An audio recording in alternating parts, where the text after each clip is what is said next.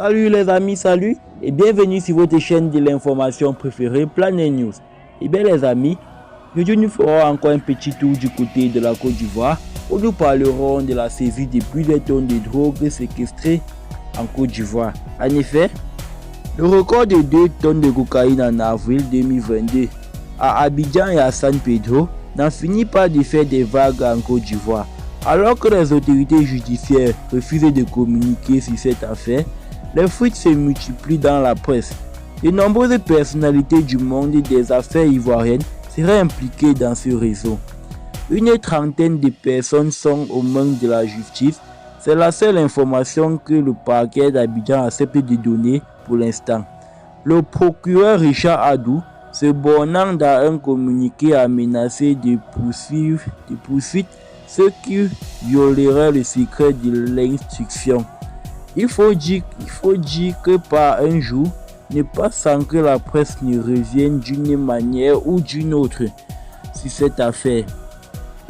Déclenchée par la découverte en avril de 2,59 tonnes de cocaïne à Abidjan et à San Pedro, plusieurs ressortissants espagnols, colombiens et portugais seraient impliqués, mais en cause également le propriétaire d'une société ivoirienne de transport de produits pétroliers proche des milieux politiques, le fondateur d'une chaîne de boulangerie-pâtisserie très connue à Abidjan ou encore le patron d'une importante société de sécurité place.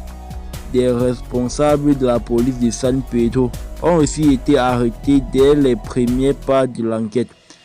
Une vingtaine de personnes et de sociétés poursuivies pour leurs implications présumées à des degrés divers dans ce trafic ont vu leurs avoirs geler les pôles pénals, économiques et financiers.